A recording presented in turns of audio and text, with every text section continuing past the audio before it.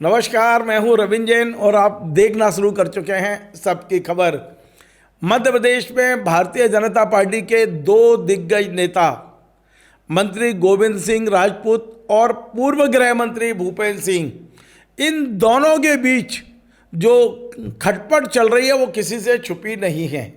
लंबे समय से दोनों एक दूसरे पर हमला करने का कोई मौका नहीं छोड़ते, लेकिन 26 नवंबर एक ऐसा दिन था मध्य प्रदेश के इतिहास में जब भारतीय जनता पार्टी ने दावा किया था कि भारतीय जनता पार्टी के प्रदेश अध्यक्ष हेमंत खंडेलवाल ने चमत्कार कर दिया है, इन दोनों नेताओं को एक करा दिया है। और हमने देखा भी, वीडियो जारी हुए, फोटो जारी हुए कि भूपेंद्र सिंह जी गोविंद सिंह जी के घर खाना खाने पहुंचे और गोविंद सिंह जी भूपेंद्र सिंह के घर खाना खाने पहुंचे। तो हमें भी लगा कि वाकई चमत्कार हो गया मध्य प्रदेश में। लेकिन आज की जो खबर है वो चौंकाने वाली है। ऐसा लगता है कि ये जो दो दिग्गज नेताओं के बीच समझौता संधि हुई थी वो अब टूटने के कगार पर पहुंच गई है। अब ये क्या जानकारी है मैं पूरी आपको दिखाने वाला हूं और बताने वाला हूं। दरअसल गोविंद राजपूत कांग्रेस से बीजेपी में आए थे और भारतीय जनता पार्टी की मध्य प्रदेश में सरकार बनाने में अहम भूमिका निभाई थी। लेकिन भारतीय जनता पार्टी के मूल नेताओं को इस बात की शिकायत है कि जब ये 2023 में सरकार बनी, डॉक्टर मोहन यादव की सरकार, तो सागर से लगभग 7 में से 6 विधायक भारतीय जनता पार्टी के थे, बड़े बड़े नेता बैठे थे। लेकिन जब मंत्रिमंडल में शामिल करने का नंबर आया, गोविंद राजपूत जी का नाम फाइनल हुआ। गोविंद राजपूत जी आज की तारीख में मध्य प्रदेश में खाद्य एवं नागरिक आपूर्ति मंत्री हैं और भूपेंद्र सिंह जी, गोपाल भार्गव जी, शैलेंद्र जैन, प्रदीप लहारिया, ये तमाम सारे लोग जो भारतीय जनता पार्टी के मूल कार्यकर्ता हैं वो मंत्रिमंडल में स्थान नहीं ले पाए। फिलहाल बाकी किसी नेता ने कोई विरोध नहीं किया, लेकिन भूपेंद्र सिंह जी और गोविंद राजपूत के बीच की जो टसन है वो समय समय पर मीडिया की सुर्खियां बनते रहे हैं। इसके पीछे एक कारण ये भी है कि भूपेंद्र सिंह और गोविंद सिंह सुर्खी से आमने सामने चुनाव लड़ चुके हैं। भूपेंद्र सिंह जी ने बगैर नाम लिए कई बार ये कहा है कि मेरे कार्यकर्ताओं पर जुल्म जास्ती हुई है, हमने इन लोगों के जुल्म सहे हैं, इन्हीं के जुल्म सहते सहते संघर्ष करके हम नेता बने हैं। इस तरह की बातें हुई हैं। नाम नहीं लिया, लेकिन हमला वही होता रहा है। एक बार तो उन्होंने ये भी कहा था कि कुछ भी हो जाए इस जीवन में मेरी और उनकी दोस्ती नहीं हो सकती। लेकिन 26 नवंबर को मध्य प्रदेश भारतीय जनता पार्टी के अध्यक्ष हेमंत खंडेलवाल जी जब सागर के दौरे पे गए तो तमाम सारे मीडिया वालों ने सवाल दागे कि आपके नेताओं के बीच में खाई है। हेमंत जी ने कहा कि इस सवाल का जवाब मैं शाम को दूंगा। और शाम होते होते ये हुआ, गोविंद राजपूत जी उनकी गाड़ी में बैठे भूपेंद्र सिंह जी के यहाँ पहुँचे, भोजन किया। मतलब आप सोचिए कि ये जो भरत मिलाप था दोनों पुराने दिग्गज नेताओं का, इसके लिए 2 घंटे में 2 बार डिनर हुआ, फोटो खींचे, वीडियो बने। हमने भी इस बात की बड़ी तारीफ की थी कि वाकई हेमंत खंडेलवाल जी ने कमाल कर दिया, चमत्कार कर दिया। लेकिन अब मुझे ऐसा लग रहा है कि ये संधि टूटने वाली है। पूरा मामला क्या है, गौर से सुनिए, विस्तार से सुनिए।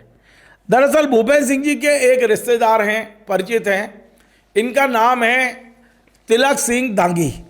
ये बंडा तहसील के बूढ़ापुर के रहने वाले हैं। इन्होंने इस संधि के 2-4 दिन पहले ही सुप्रीम कोर्ट में एक PIL लगाई थी।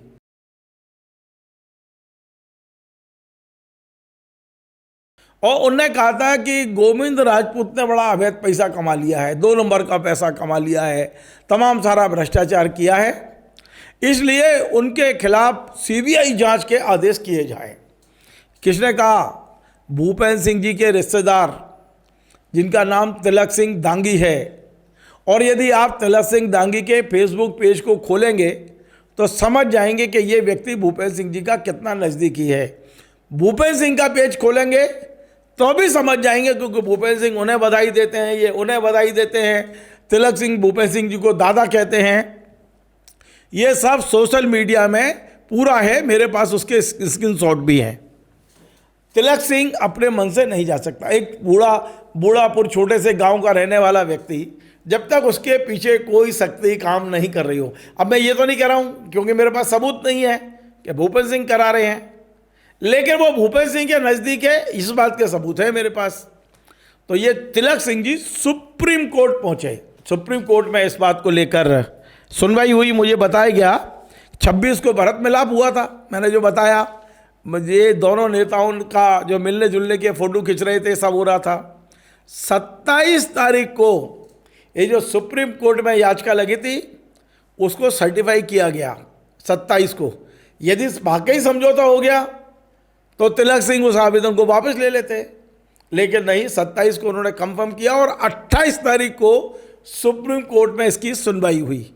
और ये सुनवाई कोई नीचे बेंच में नहीं हुई, सुप्रीम कोर्ट के चीफ जस्टिस सूर्यकांत जी की बेंच में ये सुनवाई हुई। मज़ेदार बात यह, यदि आप गूगल करेंगे, सोशल मीडिया पर जाएंगे तो चौंक जाएंगे। इस PIL को देखते ही सुप्रीम कोर्ट के चीफ जस्टिस ने इस PIL की सुनवाई करते हुए जो कुछ कहा वो इतिहास में दर्ज हो गया है। उन्होंने कहा था कि सुप्रीम कोर्ट आम आदमी के लिए, गरीबों के लिए पूरी रात भर सुनवाई करने को तैयार है, लेकिन ये जो लग्जरी केस है, लग्जरी PIL है, हम इसे नहीं सुनेंगे।